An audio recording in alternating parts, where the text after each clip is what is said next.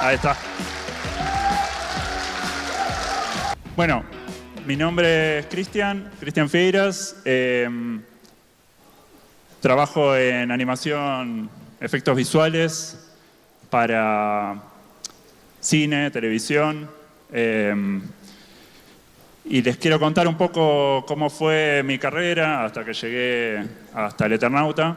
Y contarles un poquito también de cómo fue que se hizo y las cosas que traje cosas para mostrarles, lo que se puede mostrar. Voy a hablar un poco pausado porque todavía no me adapto al aire de acá, pero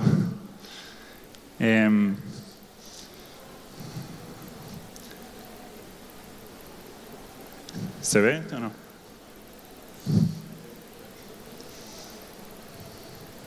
Bueno, están arreglando la pantalla. Bueno, les cuento un poco de mí. Soy artista visual, como les decía. Voy a abrir una atrás. Bueno. Y hice de todo. Hice de todo en mi vida. Fui supervisor, fui productor de efectos visuales. Nací en Argentina, pero ahora actualmente estoy viviendo en Los Ángeles.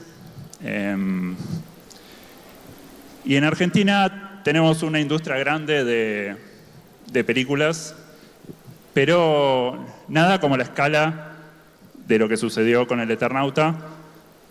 Por eso me parece que es algo importante que sucedió en Argentina y en Latinoamérica. Me parecía que era importante compartirlo.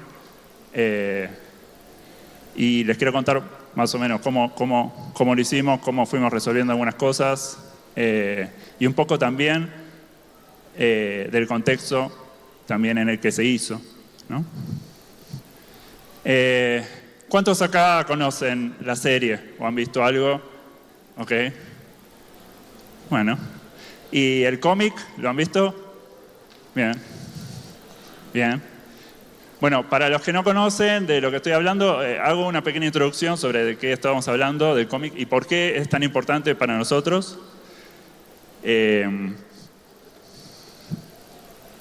Bueno, ese soy yo otra vez. Ok, les cuento un poco del cómic rápidamente para que entiendan la importancia que tiene esto para nosotros en Argentina. El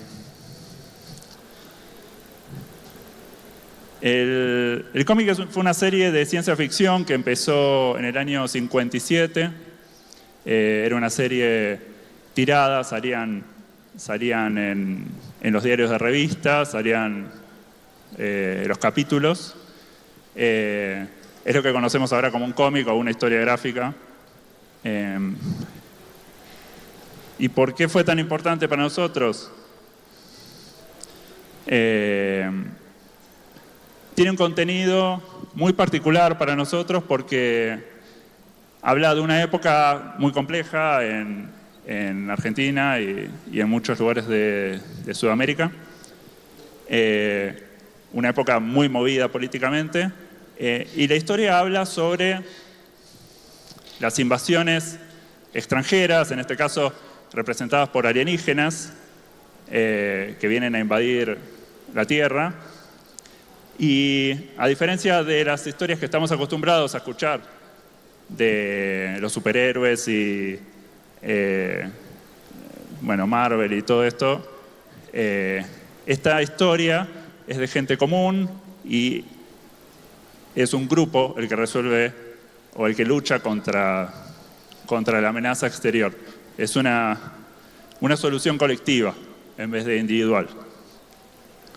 Bueno, la serie la creó Héctor Germán Oesterhel y dibujada por Solano López. Él hizo esta serie en el 57. Él ya había empezado a militar políticamente en una época complicada en Argentina.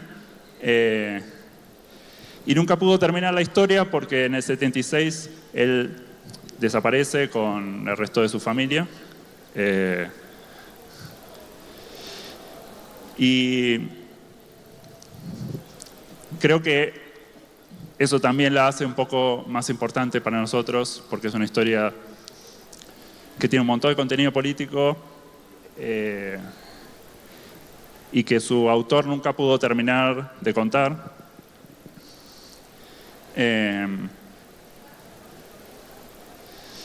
Tiene un análisis político interesante, ¿no? Lo que les decía, es una obra de ciencia ficción, tiene mucho contenido ideológico, es una invasión alienígena, la resistencia colectiva,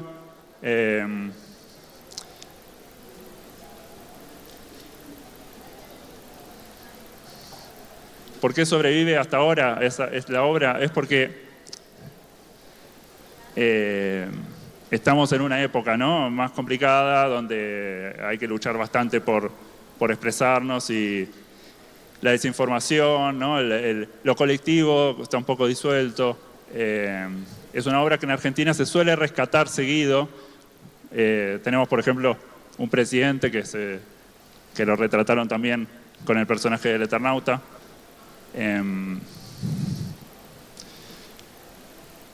Bueno, y llegamos a la actualidad.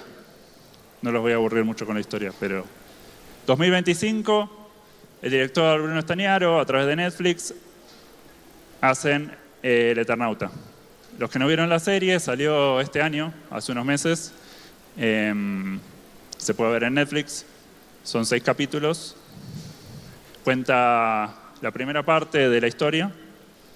Les voy a mostrar el tráiler, por lo menos para ponerlos en tema, y los que quieran, los que no hayan visto nada del tema. Va a arrancar en cualquier momento. Créanme.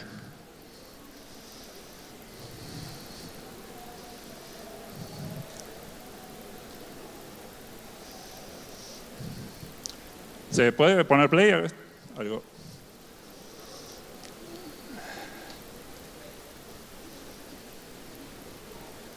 Me están spoileando todo.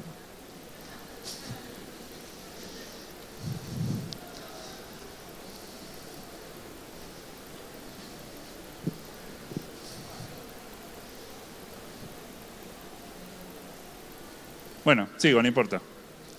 Lo buscan en internet. Bueno, la serie salió en 2025, tuvo bastante repercusión.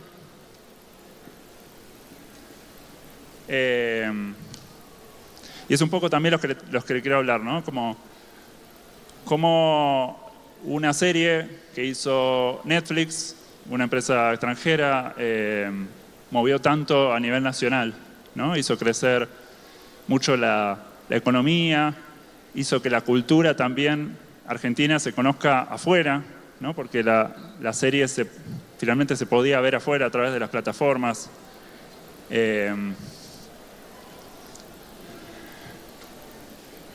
Me están hackeando. Ahí podemos ver el tráiler. Ok. Envido. Yo no sé, escuché envido. Real envido, dije. Falta envido, carajo. Me salvó la campana. Escuchate igual. Me salvó la campana. Cállense. ¿Qué? Escuchen. Allá dura el aire, ¿no? Nieve en verano. Está helado. Está cayendo una mierda tóxica del cielo que te toca y te mata. Vamos, carajo. Mi hija está en algún lado. Y yo no voy a parar hasta encontrarla. ¿Me dejas pasar, por favor? Primero mostrar la máscara. Y con eso te vas a defender. No se trata solo de sobrevivir, sino de recuperarnos probando. Tarde o temprano la ayuda va a llegar. ¿Y si lo que llega no es ayuda? ¿Qué mierda está pasando con el mundo?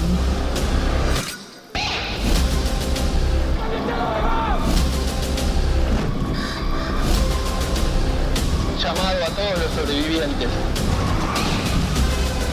No están solos, juntos somos fuertes. Hay algo más.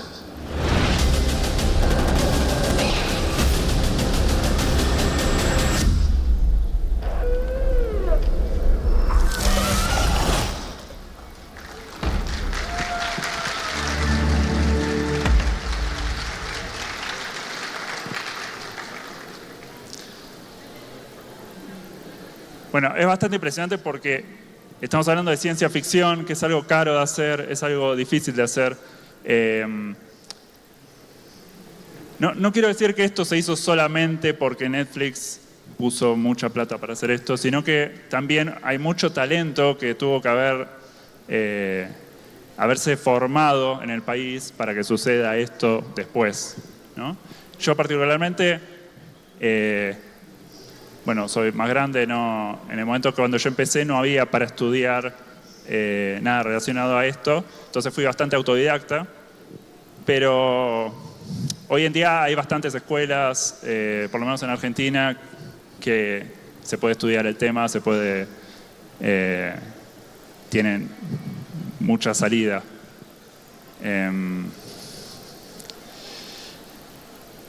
Vuelvo a esto que estaba hablando. La repercusión, ¿no? Lo importante que es, me parece, para un país poder contar una historia que es muy propia y llevarla al resto del mundo, ¿no? Contar una historia que cualquiera pueda entender y además mostrar contenido cultural propio que el resto pueda entender. La repercusión de los efectos visuales, ¿no? Y esto, ¿no? Lo cultural, cómo trasciende a través de una serie,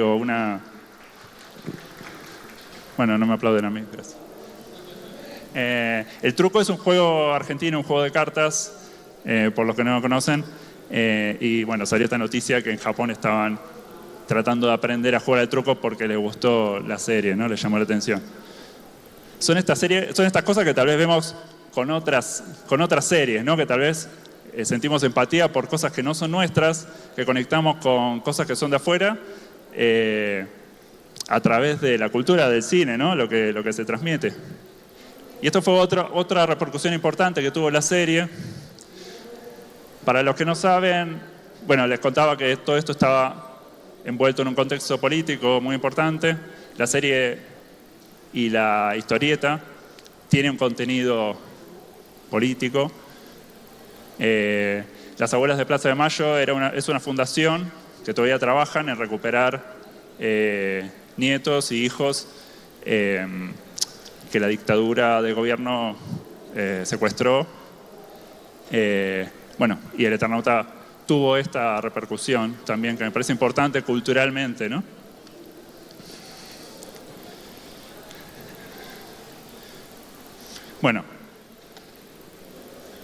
Quiero ver el tiempo. La segunda parte de la charla quería hablar un poco de la parte técnica, ¿no? De cómo se hizo. Cómo se pudo hacer esto en un país que tiene mucha cultura de cine, tiene escuelas y todo, pero no tiene la tecnología para hacerlo, o tal vez no tenía los recursos. Yo trabajo hace muchos años en cine, televisión, y nunca vi algo como esto, que se hizo a esta escala, y que se ha hecho completamente en Argentina. Por eso es importante contar un poco de cómo se hizo. Les voy a pasar un pequeño breakdown de cómo se hizo algunas escenas, para que vean un poco el detrás de cámara de esto, para que también no se aburran conmigo hablando.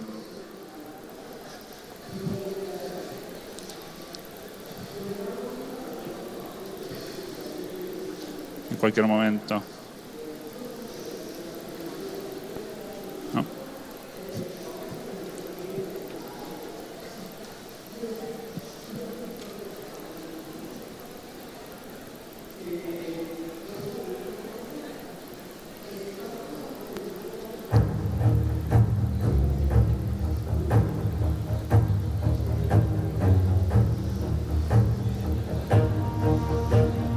Se lo imaginan, ¿no? Fondo verde, breakdown, filmación, efectos, actores, nieve cayendo, terrible.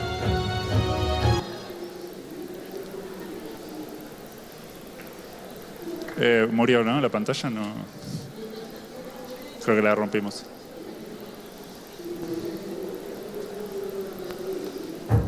Ahí va.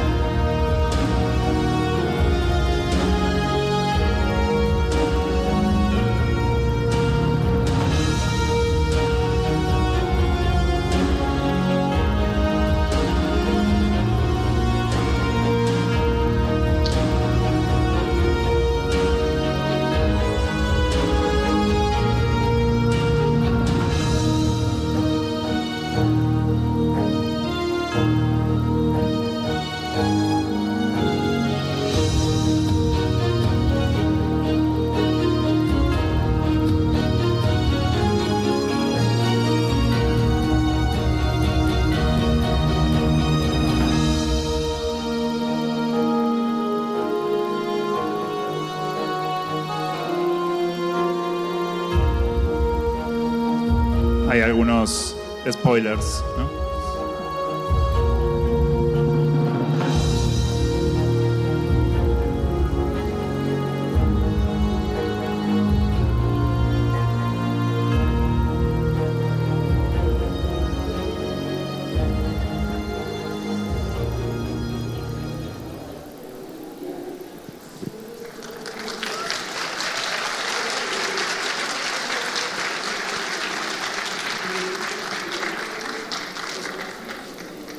Bueno, hablemos un poco del contexto, ¿no? ¿Cómo es producir esto en la escala de Latinoamérica?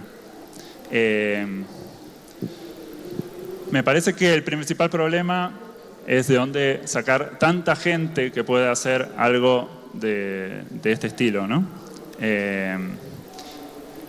Nosotros, como le decíamos, tenemos escuelas, tenemos formación, y hubo mucha generación nueva que participó en esto, porque, bueno, no alcanza a la gente. También es como las complejidades técnicas, ¿no? Todo el desafío de construir un nuevo flujo de trabajo, que tal vez nosotros estamos más acostumbrados a escalas más pequeñas, cómo adaptarlo a algo tan grande. También la necesidad de tener estándares internacionales, ¿no? Esto se va a transmitir en una plataforma, va a salir acá, bueno, todo lo que implica.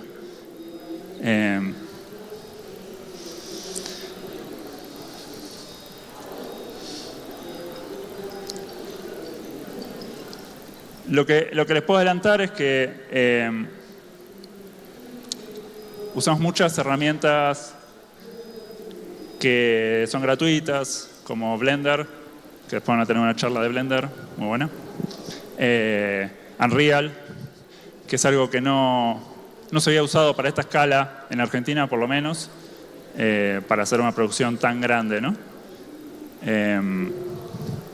Muchos por lo menos yo vengo del 3D tradicional, del render offline, ¿no? Que le dicen ahora, y no había trabajado con estas herramientas. Así que cuando escuché que iban a hacer esta serie, lo primero que hice fue ponerme a estudiar Unreal, ¿no? Y bueno, cortaron.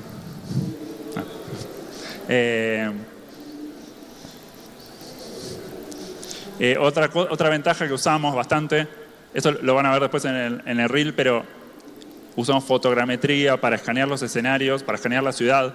Todo esto sucede realmente en Buenos Aires, que es una ciudad que no nieva, así que hubo que llenarla de nieve.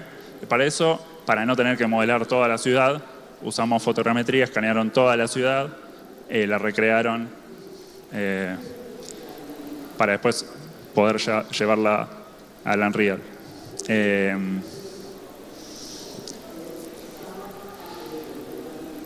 Esto significa que hay muchas más tareas que hacer, y implica que también hay poca gente que tiene que hacer mucho, ¿no? Que tiene que hacer muchas cosas a la vez. Y tal vez uno cuando estudia va y estudia una sola cosa, un solo software, ¿no? Y se prepara para eso. Pero la realidad es que cuando son producciones tan grandes que requieren mucha gente y no la hay, a veces uno tiene que cumplir varias tareas a la vez.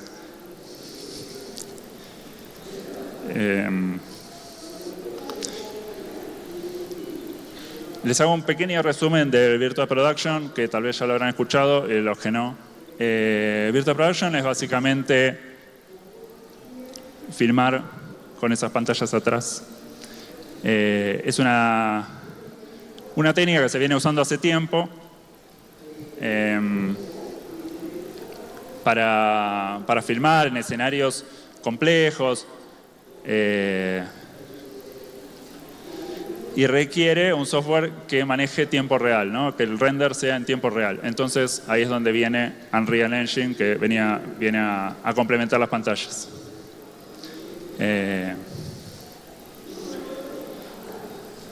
Entonces básicamente lo que hacemos es crear el escenario, primero antes de la filmación, colocarlo en las pantallas, filmar, y te juro que parece que están ahí, o sea, parece que están en ese escenario. Les muestro rápido un reel sobre el Virtual Production, cómo lo usaron.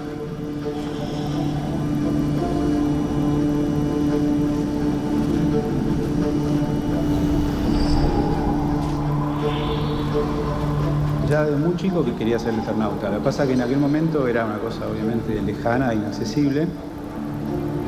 La originalidad del Eternauta es justamente que las cosas empiezan a suceder en el sur. Es una historia de ciencia ficción en la República Argentina y en la ciudad de Buenos Aires en particular.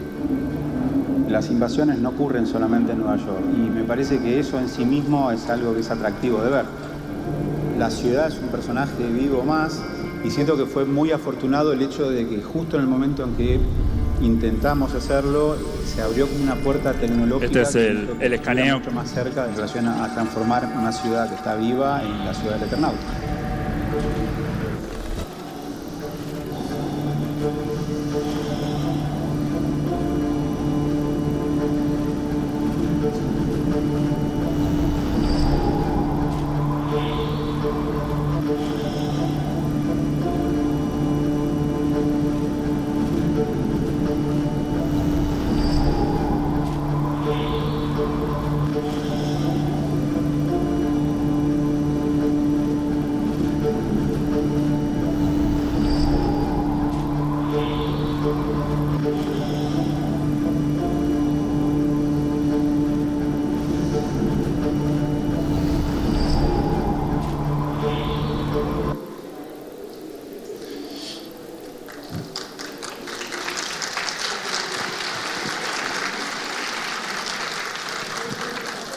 Bueno, todo esto requiere que haya una coordinación entre nuevas disciplinas, ¿no? Que es el VFX que se hace antes y después de la filmación, es crear los sets, la composición, el color, bueno.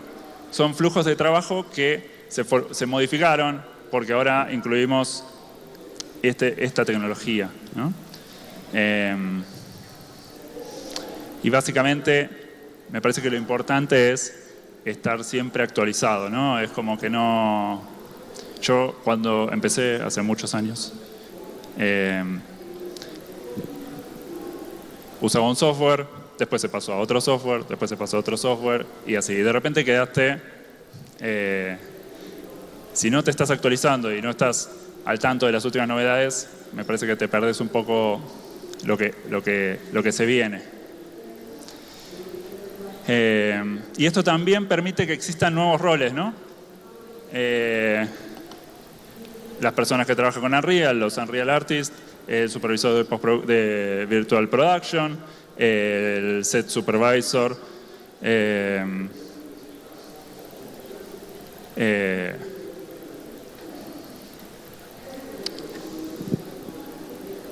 todo eso, en Argentina no hay muchos lugares para estudiarlo. Entonces, tal vez también requiere un poco de ser autodidacta, de investigar, preguntar, meterse, ¿no?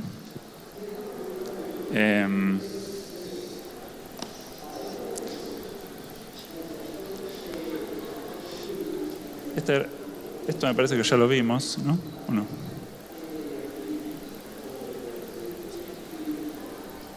Bueno, algunas escenas más de todo lo que se hizo.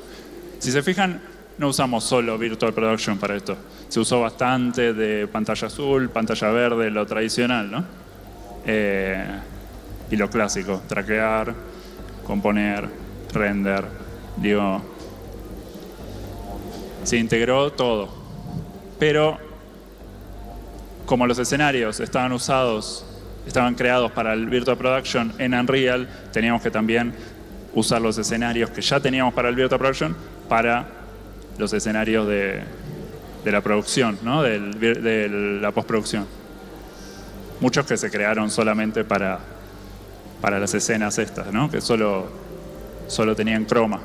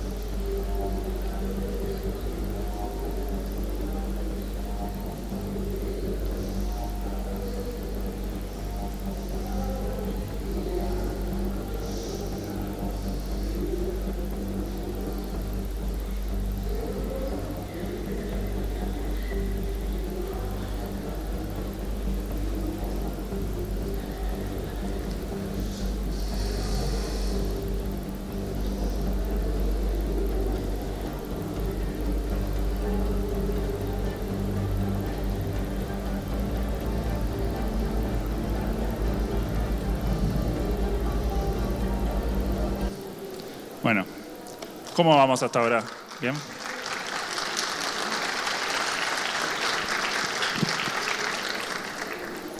¿Están aburriendo? ¿Estamos bien? No quería hacerlo... Podría estar horas hablando de la parte técnica, pero quería hacer una combinación de las dos cosas. Contar un poco de la historia y contar también de mi experiencia. La verdad que... es bastante interesante todo este cambio que hubo de las tecnologías de tiempo real y del offline. A mí me parece muy interesante. Les cuento un poco mi experiencia con eso. Si quieren después profundizamos. Si alguien me quiere hablar sobre esto, lo hablamos porque me parece interesante a mí.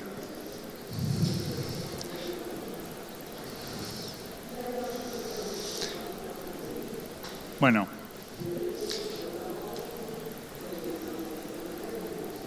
voy a pasar rápido esta parte. Básicamente lo que quería mostrarles es la comparación técnica y conceptual que existe entre los dos flujos de trabajo, ¿no? Cuáles son las ventajas y las limitaciones de cada uno y cómo también este nuevo software de tiempo real cambia la forma de tomar decisiones creativas. ¿Por qué? Porque ahora yo puedo crear Previs, puedo crear animatics, todo desde el mismo software de Unreal y después usarlo para las escenas finales.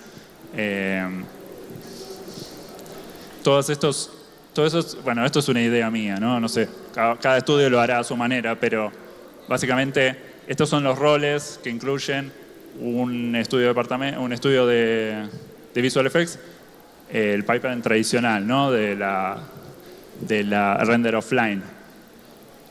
Ahora, cada área, por ejemplo, el arte, la Previs, puede usar su propio software. Pueden hacer Photoshop, pueden hacer, no sé, blockings. Matchmove es un software, animación lo pueden hacer en un software, effects usan un software, Houdini, por ejemplo, los Creature Effects también, LookDev. Todos estos departamentos están de alguna forma conectados entre sí, pero usan software distintos. Entonces creo que un poco la ventaja es que ahora con Unreal se puede aplicar en cada uno de los departamentos y está un poquito más integrado. Digo, la misma persona que hizo el Previs después puede migrar a hacer el layout. En el mismo escenario donde se está haciendo el lighting, ahora se puede hacer la animación, los environments. Sé que es mucho, ¿no? Ponerlo de software, hacer todo, pero digo, para ciertas cosas se puede usar para integrarlo en todos lados. Y también me parece importante que se puede usar para proyectos pequeños. Digo, si yo soy una sola persona que no manejo muchas herramientas, el software también permite usar effects, por ejemplo, crear el lighting en el mismo escenario. Digo, tal vez yo uso una sola herramienta que no puedo manejar los effects. Bueno, en Unreal no es una cosa que se pueda hacer cosas muy complejas, pero para ciertas cosas se puede usar.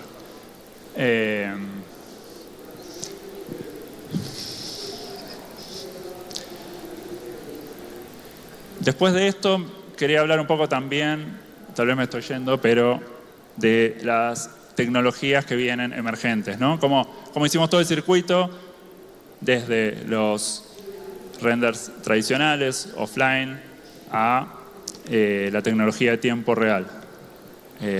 Donde ahora yo ya no tengo que esperar el render, ya lo puedo ver en vivo, puedo trabajar con el director al lado, puedo hacer iteraciones en tiempo real, ¿no? Digo, tengo que corregir algo en el momento que están filmando, bueno, lo muevo, no tengo que tirar render, no tengo que esperar nada, ya salió ahí, ya está en vivo. Cambia completamente la forma en la que trabajamos. Y creo que va a pasar lo mismo con todas las tecnologías que vienen después, ¿no?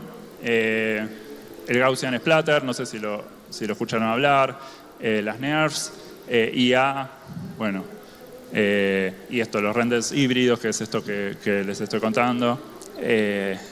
Entonces, digo, esto es solo un llamado de atención para estar atento a las tecnologías que vienen, ¿no? Y cómo va a cambiar la forma en que trabajamos. Lo importante es que no se casen con una idea, con un software, porque puede llegar a cambiar en algún momento, no se pueden quedar atrás. Y un poco pasa también con estas tecnologías, ¿no? Que tal vez ustedes se dedican a una cosa que no tiene nada que ver con esto, pero en algún momento les van a escuchar hablar. Y es importante que sepan, aunque sea, de qué se trata. Si quieren, después hablamos de esto.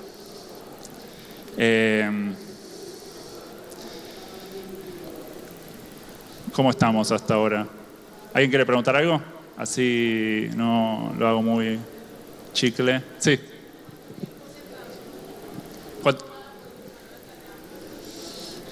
Y es una buena pregunta, porque yo empecé a trabajar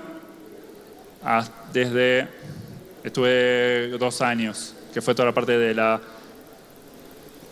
preproducción, la producción y la postproducción. Pero esto lo empezaron a trabajar mucho antes. O sea, es un proyecto que viene hace muchos años, desde antes de la pandemia, ¿no? Es como un proyecto que vienen trabajando, el director que viene preparando, llevó mucho tiempo.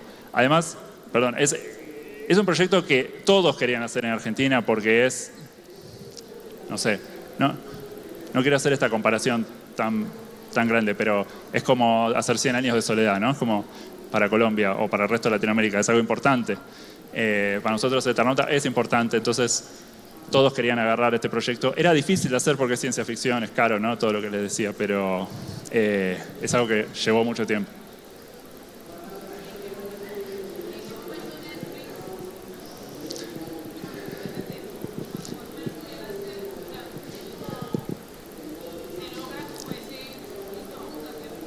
¿En qué momento Netflix, repito por los dos, decidió hacer esto, ¿no? Ahí tanto ya no te puedo decir porque mi participación fue al final.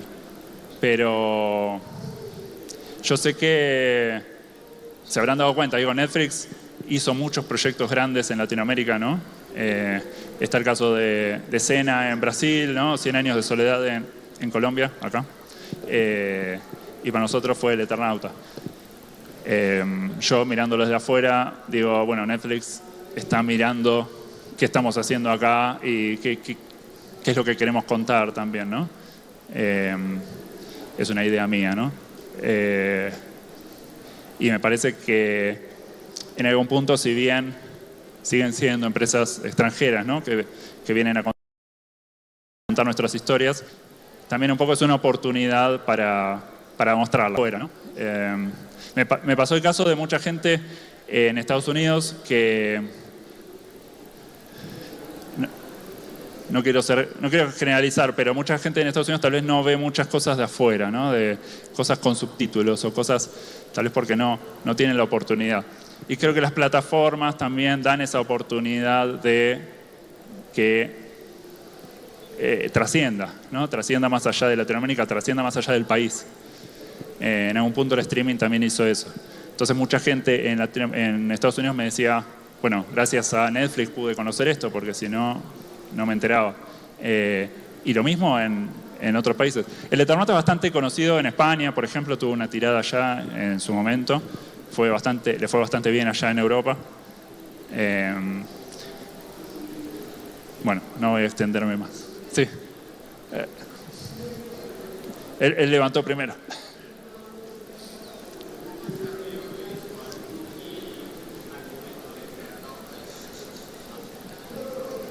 Ahí va. Tú como el desarrollador o el encargado de los efectos visuales, tenías una gran labor de plasmar lo que se hace en la obra del año 57 con El Eternauta, pero para crear esos escenarios, ¿tomaste alguna otra referencia o viste alguna otra obra para poder diseñarlos? No puedo hablar de parte de los diseñadores de producción, ¿no? Y los responsables del diseño, pero hubo un equipo de arte dedicado a eso. Hubo muchas bajadas de referencias, de cosas que el director quería hacer, pero yo sé que son cosas que se deciden más en arte, se preparan bien, se diseñan y se entregan de una manera más limpia a nosotros, que somos los que hacemos los efectos visuales. Entonces, de alguna manera, fue un trabajo separado, ¿no? Por lo menos en este caso, ¿no? Yo he trabajado en producciones más chicas, con menos gente, en donde sí, tal vez tenés al director al lado que te dice lo que quiere y te pasa referencias y tenés una comunicación más directa. En este caso sí había un departamento dedicado al arte y al diseño de todo, ¿no? De cada detalle de la serie. Pero sí.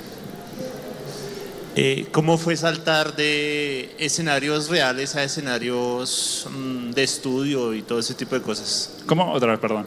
¿Y cómo fue saltar de escenarios reales a escenarios de estudio y crear desde cero objetos y casas desde cero? Bueno, sabían que ya se sabía que la serie iba a suceder en lugares...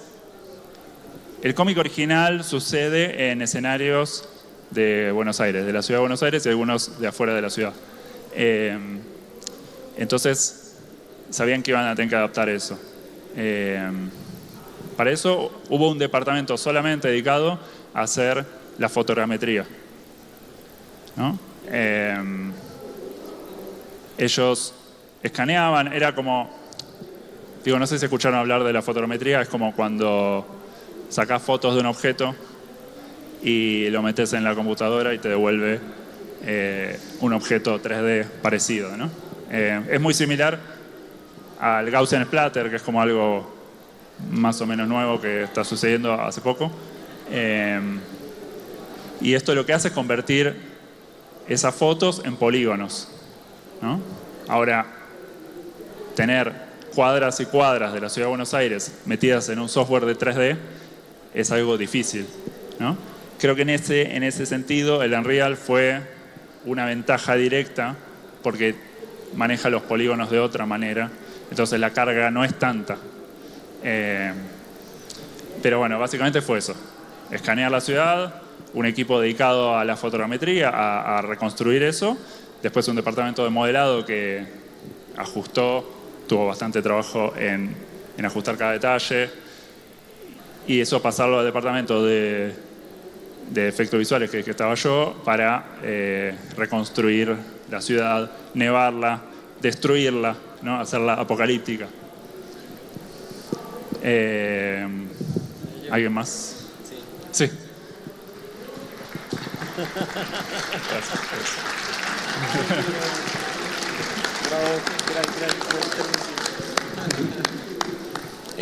Pues yo quiero hacer una pregunta puntual sobre su trayectoria, ¿no? Uno, ¿cómo hace para llegar a trabajar en producciones así de grandes?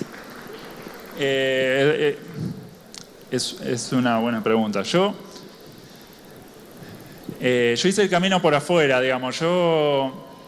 Es lo que decía. Empecé en una época que no tenía ni internet en mi casa. O sea, iba a los cibers, no sé si le dicen ciber acá también, a descargar tutoriales y a aprender cosas sobre 3D Max, ¿no? Que estaba en ese momento.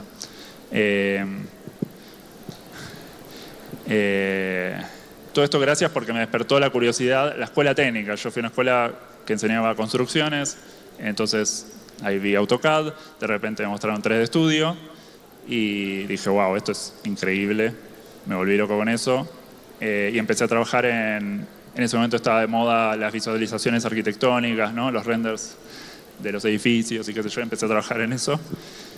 Pero de chico me gustaba el cine de alguna manera, siempre me gustó el cine y la animación. Entonces, de alguna manera, conecté las dos cosas y empecé a buscar animación, o sea, cine a través de la animación, ¿no? Y así de a poco me fui metiendo. Yo creo que tuve suerte porque fue una época en donde había mucho trabajo en Argentina, mucho trabajo de publicidad, y me dediqué muchos años a eso. Trabajé mucho en publicidad. Es un ambiente un poco más hostil, por lo menos con los tiempos de entrega y las respuestas. Pero bueno, aprendí muchísimo. Todo autodidacta.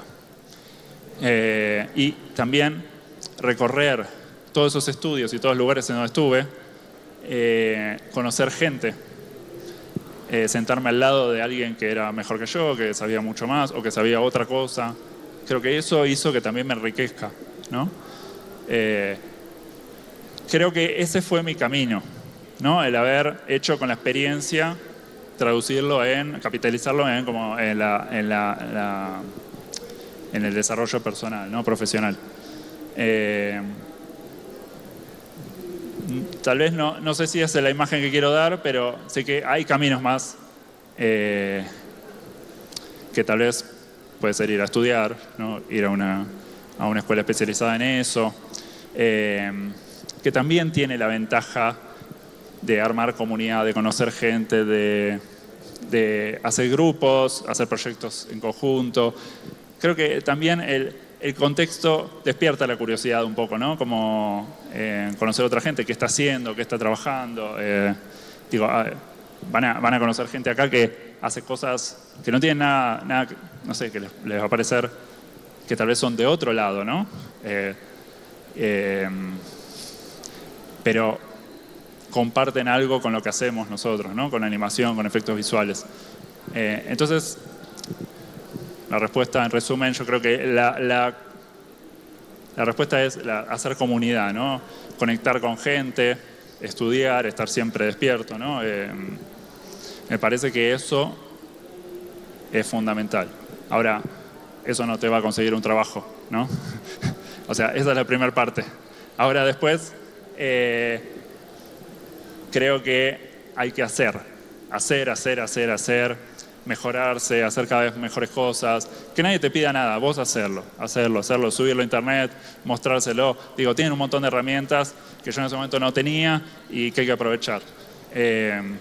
Entonces me parece importante eso, hacer cosas en conjunto, mostrarlas. Creo que de alguna manera eso llega a los ojos adecuados que necesitan gente para trabajar.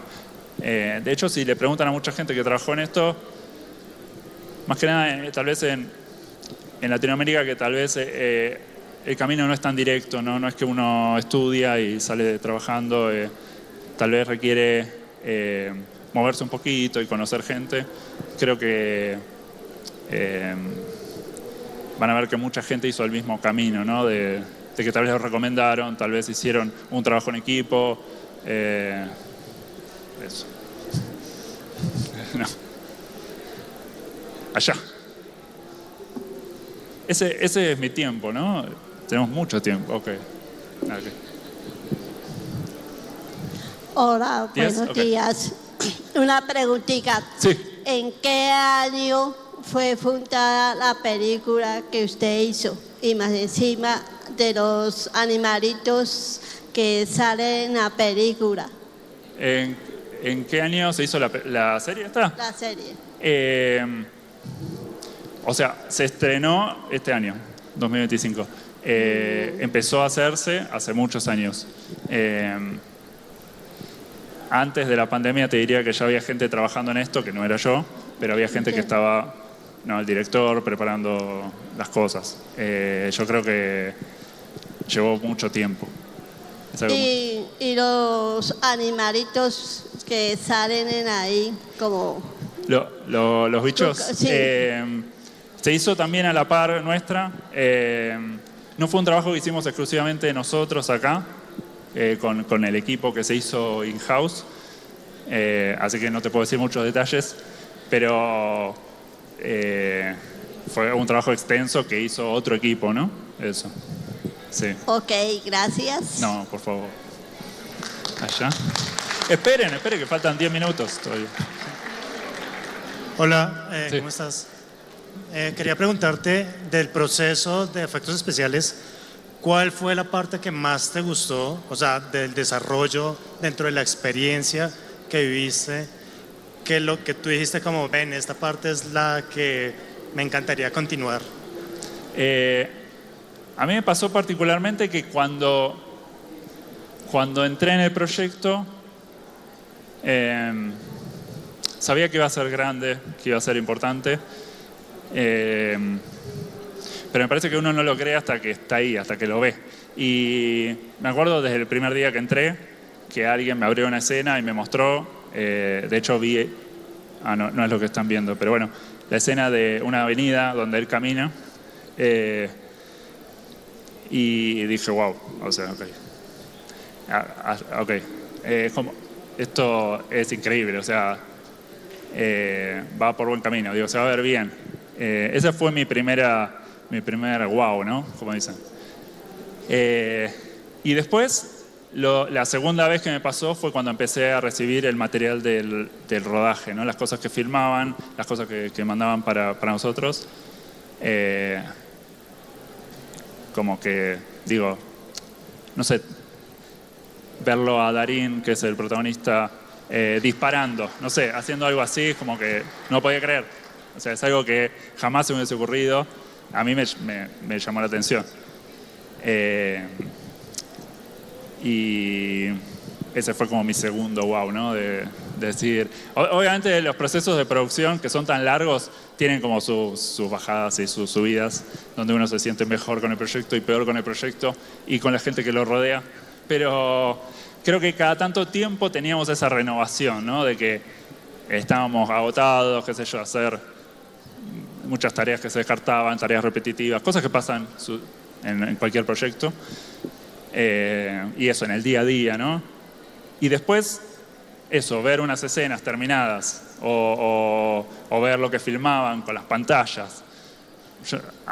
Eso te renovaba la esperanza inmediatamente, ¿no? Creo que debe pasar en cualquier producción eso. También nosotros, el equipo, nos juntamos, veíamos cosas juntos. Es fundamental porque el proceso es tan largo y uno no ve nada hasta final por mucho tiempo que medio que tiene que tener esperanza de que va a quedar bueno, ¿no? Y todo el tiempo está dudando, che, esto quedará bueno, esto saldrá bien, cómo van a hacer en compo para arreglar esto, no sé. Esas cosas hace que bueno, hay que tener un poco de fe a veces, ¿no? Es duro, más en el contexto y qué sé yo, nosotros tal vez no tenemos una estructura, una infraestructura muy grande en Argentina para hacer este tipo de proyectos que se puedan sostener en el tiempo, ¿no? Pero me parece que se sostuvo gracias al talento de mucha gente y además la pasión que le pusieron. Porque si no, no hay forma. No hay forma. Por más que... es un proyecto muy propio, todos estaban entusiasmados, ¿no? Pero bueno, después de trabajar un montón en eso, te empieza a bajar la energía y bueno, esa fue la manera que nos sostuvimos. ¿Otra pregunta? Yo no te puedo decir mucho porque no... Pero sí, o sea, es pública la información de que va a existir una segunda temporada, sí. ¿Cómo? Que nos puedes, no de adelantarnos en la historia, pero qué desafíos de animación y qué tecnologías emergentes a diferencia de la primera temporada y cuándo sale la segunda temporada. ¿Y cuándo? No te puedo decir, porque hasta yo la quiero ver, o sea... la tecnología tampoco, porque no es una decisión mía, primero, ¿no? Pero digo, desde que se estrenó la serie, desde que empezamos a hacer la postproducción hasta hoy, cambiaron las tecnologías también, ¿no? Empezó a desarrollarse mucho más la IA, estas tecnologías de escaneo, por ejemplo, ¿no? Que usábamos nosotros. Perdón, que nosotros usamos otra tecnología, esta es otra nueva que apareció. Yo no te puedo responder, pero te puedo decir mi visión, ¿no? Que es que tal vez hay cosas que hay que adaptar, ¿no? Esto, básicamente lo que decía, hay que estar renovándose a cada rato y supongo que va a necesitar renovarse también el flujo de trabajo. Por allá atrás. No, me vienen... Ok. Lo siento mucho. Pero me tengo que llevar a Cristian y a nuestros otros speakers del track de animación para la revisión de portafolios al auditorio número 2. Quienes quieran acompañarnos, por favor, vamos. Y un fuerte aplauso para Cristian.